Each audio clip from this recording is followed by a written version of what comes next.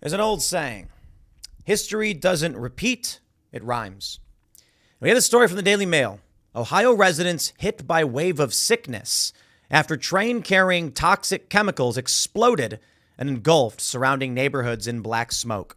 A story of a little kid whose eyes turned bloodshot red before the family evacuated, and more stories of people saying they got very sick, which is also funny because we have the story from timcast.com. Biden administration says air near derailed train and controlled chemical burn is safe amid concerns of water contamination. The Ohio Department of Natural Resources reports that 3,500 fish in the area have died since derailment, but that's strange. They're saying it is safe. The Biden administration is saying the air is safe to breathe. I say that history rhymes because, I mentioned last night on Timcast IRL, it's very much like what happened on 9/11. The government came out and said the air was safe to breathe, and of course it was not. For those of you that aren't familiar with this story, a train derailed, burst into flames, and they initiated a controlled burn on several chemicals out of fear that it would create a pressurized explosion, sending shrapnel and other debris and chemical all over the place. So they decided to burn it off.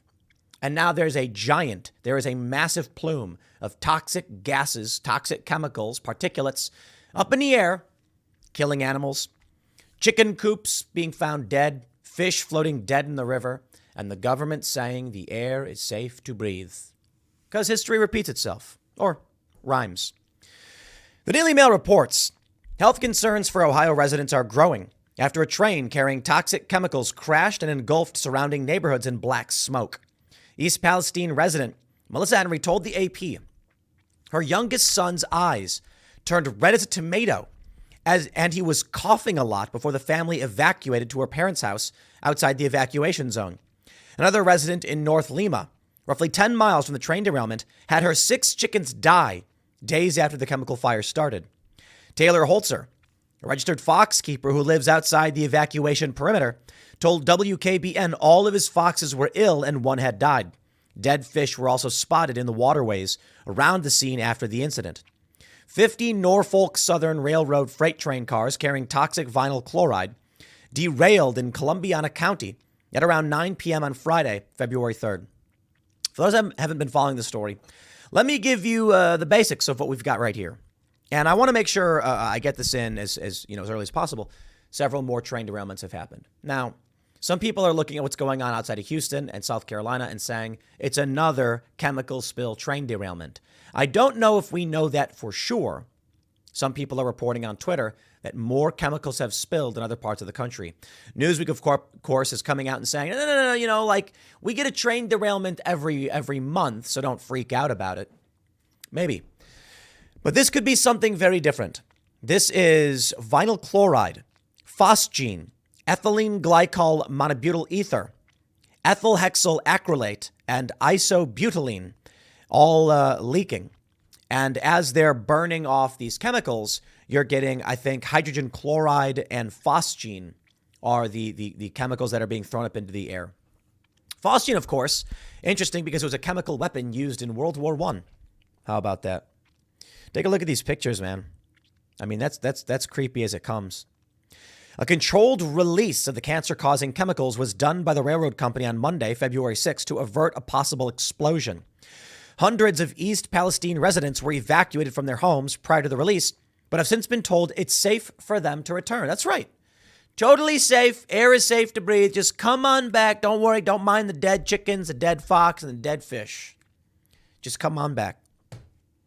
It has emerged that 3 other dangerous chemicals, which we read, the most likely way it will enter someone's body as vinyl chloride is a highly toxic man-made gas, which can increase the risk of multiple cancers. The most likely way it will enter someone's body is by breathing it in, but can also be ingested via contaminated drinking water. The chemical travels through the body, in the blood and the liver will break it down into other chemicals, some of which can cause more damage than the vinyl chloride itself. Breathing high levels of the gas can make you dizzy or give you a headache, but it can be deadly. Creepy, man. Look at these photos. Brutal. When breathed in over many years, it can cause liver and nerve damage and leave people with a weakened immune system. Exposure to the gas is also associated with a heightened risk of a rare form of liver cancer. hepatic angiosarcoma, as well as primary liver cancer, hepatocellular carcinoma, I'm trying to read these, brain and lung cancers, lymphoma, and leukemia. When burned, vinyl chloride creates hydrogen chloride and phosgene, a highly toxic colorless gas with a strong odor that can cause vomiting and breathing trouble, and was used as a chemical weapon in World War I. Isobutylene is also known to cause dizziness and drowsiness when breathed in. At high levels, the substance can cause coma and death. Ethylene glycol monobutyl ether is irritating the eyes, skin, and respiratory tract. Repeated exposure will cause the skin to dry out and crack. Jeez, man. Ethyl hexyl acrylate is a carcinogen, and contact with it can cause burning and irritation on the skin and eyes. Sil Caggiano, a hazardous materials specialist and former fire department chief, told WKBN 27 First News, "We basically nuked a town with chemicals so we could get a railroad open." Damn. He told WKBN he advised residents to get a health checkup. Get a record now of where your health stands so that moving forward, you'll have documentation of any possible related effects to the train derailment. Residents on TikTok said, "I live literally 10 minutes from this, and last night the smell was so bad at home that we had to leave. I feel terrible today." East Palestine police have warned that drinking water may be at risk for some residents. A task group will be knocking on doors of those they believe have at-risk water wells. The Ohio EPA has sampled nearby rivers to determine whether there has been any water contamination and is awaiting results. I saw locals apparently testing their water for pollutants and finding something like 30 times the levels. Yeah. It's a red pill for a lot of these TikTokers, apparently. There's a viral video going around where these TikTokers, these Gen Z individuals, lefties with blue hair and all that, are like, the government's lying to us. What do we do? Yeah, the government lies. That's what they do. And that's what they're likely doing. And it's crazy. It reminds me of that quote from John Lennon, that the world is run by insane people for insane reasons. And I'm liable to be put away as insane for saying it. Paraphrasing, but something to that effect. Now let's break this down. Why the Biden administration would say that the air near the derailed train is safe to breathe. Well, for one, you are a number, not a person. You are, when it comes to how the system works, just a number.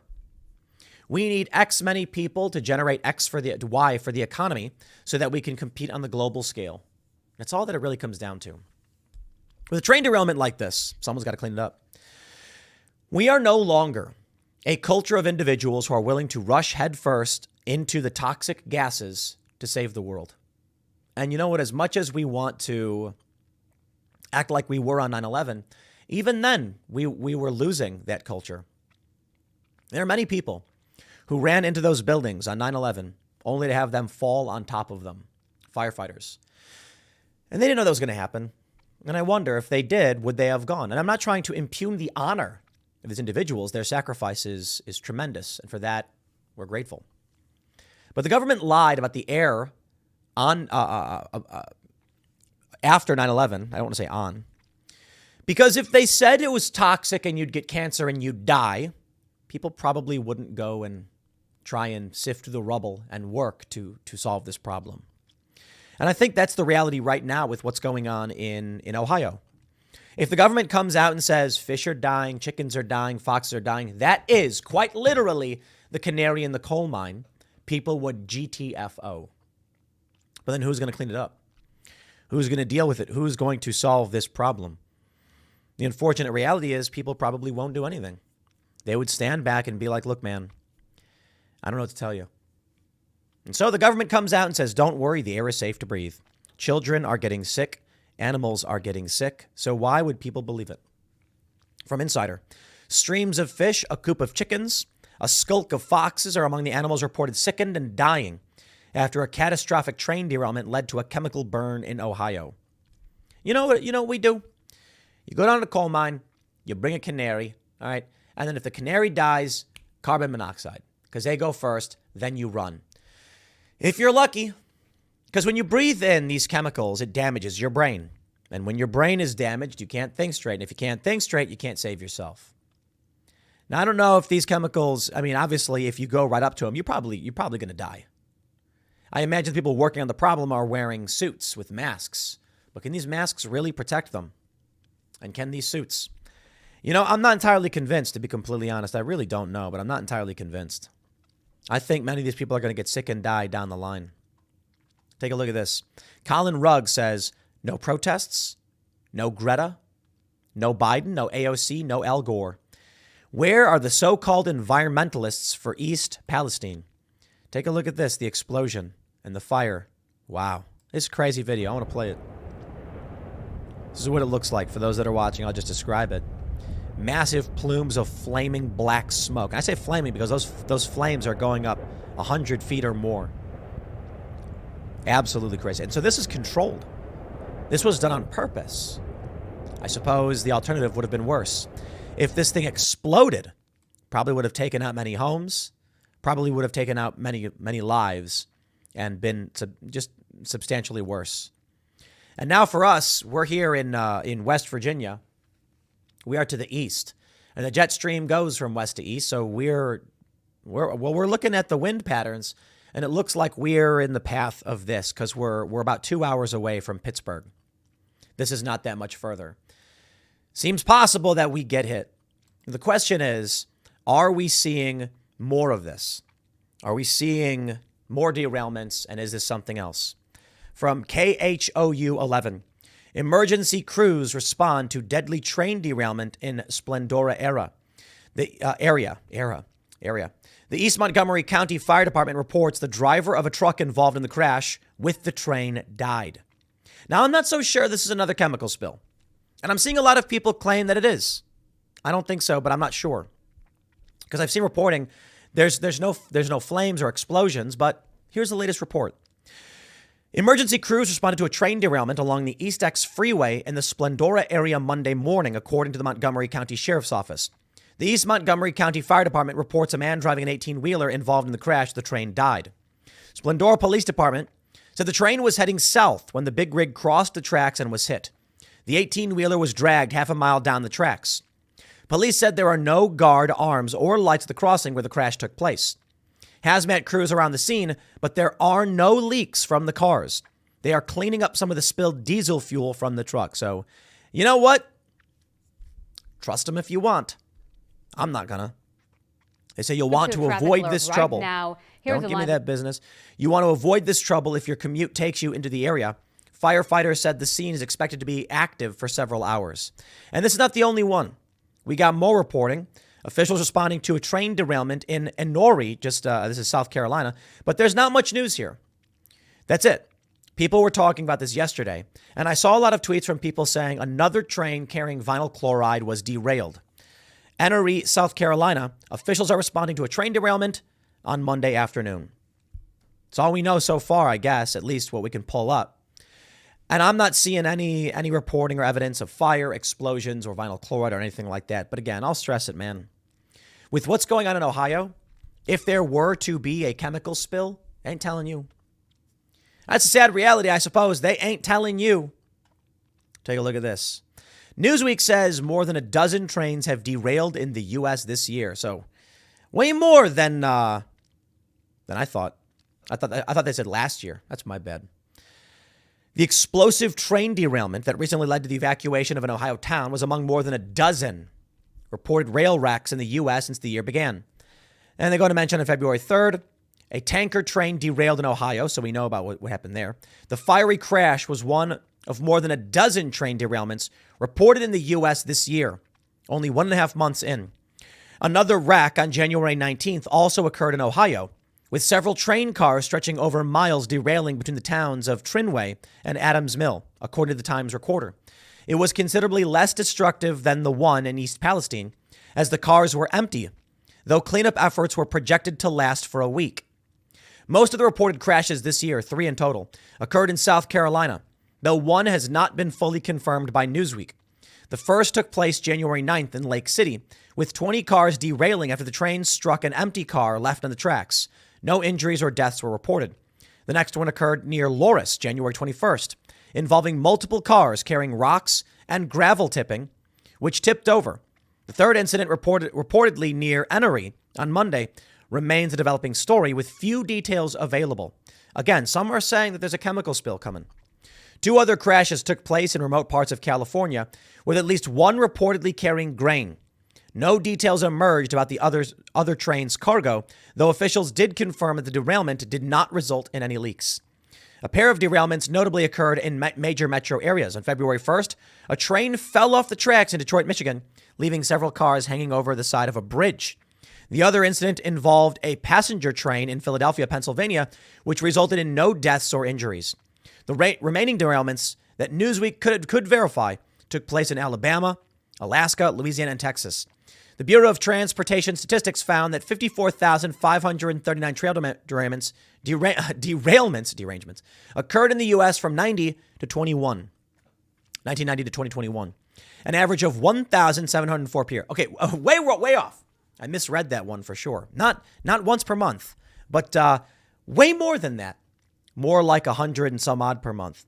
While the stats may be higher than most would expect, deaths from derailments are much less common, with the Bureau's findings placing the yearly average at 4 since 1990. I think we're losing our collective minds. That's it. I think human beings are just, losing their minds. And I think it's the internet's fault. I think people are talking about the possibility of vinyl chloride leaks and more train derailments because, one, the internet brings the news right to your face. And this is what many of you have heard me refer to as the scaling problem. If you were to, if you go back in time to the advent of the railroad and you told people a train derailed, they say, oh, wow, that's terrible.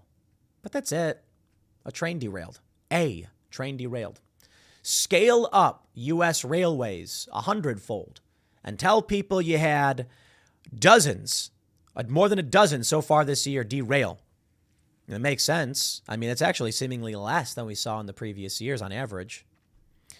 And but you tell them you got a dozen, they're going to say, what's going on with our trains? How come I'm hearing in the news over and over and over again, trains are derailing, we're losing our minds?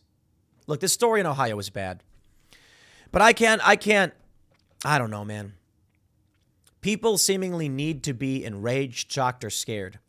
And so they turn to anyone who will give them that. And so while I'll talk about this story and say, hey, man, be careful, I'm seeing way more people saying we've got 2 more chemical spills, and we don't. I mean, maybe. Look, I don't trust the government. But it seems like we just have a couple derailments, a dozen or so, and it doesn't look like the apocalypse. Some are saying that what's going on in Ohio may be Biden's Katrina. Maybe. Katrina hit New Orleans, like the whole city was ravaged. This, we're talking about a smaller town of 5,000. And we're talking about the toxic gas plume spreading eastward. So maybe. But that's where we stop. It is rough, especially after the election. For some reason, it seems like everyone's brains just exploded. For real.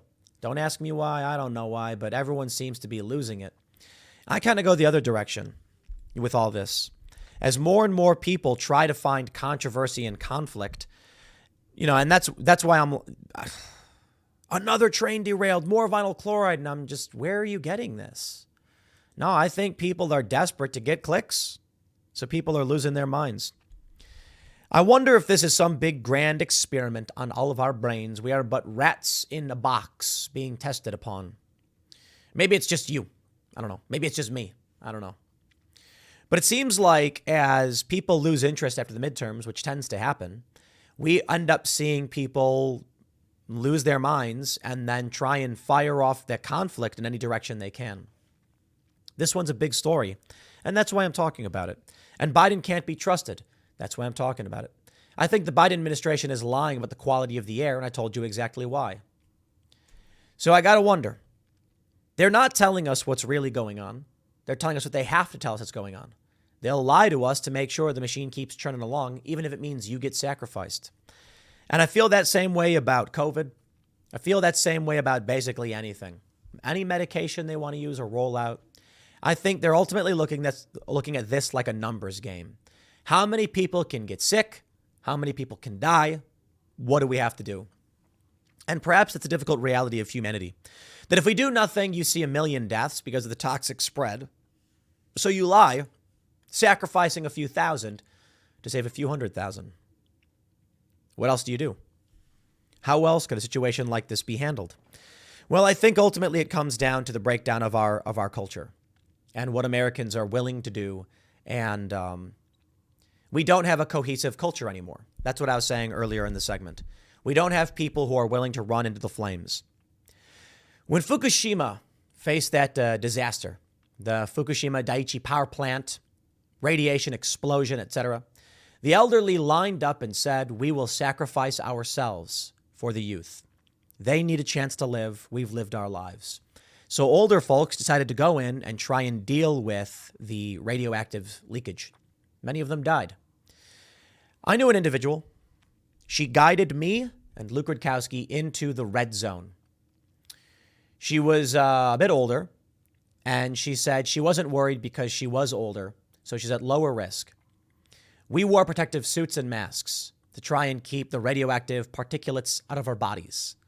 She did not. She went there a lot, and she died of cancer. I got the email. It's sad. This individual probably, she shouldn't have taken the risks. She should have wore the suit, worn the masks, even if she wanted to go in. But I understood what she was saying. Her and her colleague, who guided us through to explain to us what was going on, said, look, we're old. We've lived. We've done our thing.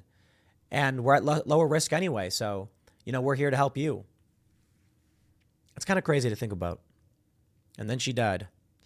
I suppose it puts me and Luke at risk for some kind of complications down the line. We went into the radioactive red zone. You betcha. All for the story. Because we thought it was important. We said, we think we'll be safe. We wouldn't go running into there if we thought we were going to die. We were told the radiation levels were bad, mostly on the ground as the particulates settle. Wear the suits. You should be okay. We went in one time. Mostly okay. We got a clean bill of health after that. But, we were willing to pursue this because it was an important story the world needed to know about. It was at the point of reclamation in Fukushima. And we did that. I don't know if we have that same degree here in the U.S. anymore. I think too much of what we're seeing now, maybe because of the internet, maybe because who knows what, maybe it's always been this way. But too much now is people saying, just give me what's mine and I'm done. And it's really hard to hold things together when that's the reality. And that seems to be the reality. So we'll see how this one plays out. I'll leave it there. Next segment's coming up at 1 p.m. on this channel. Thanks for hanging out, and I'll see you all then.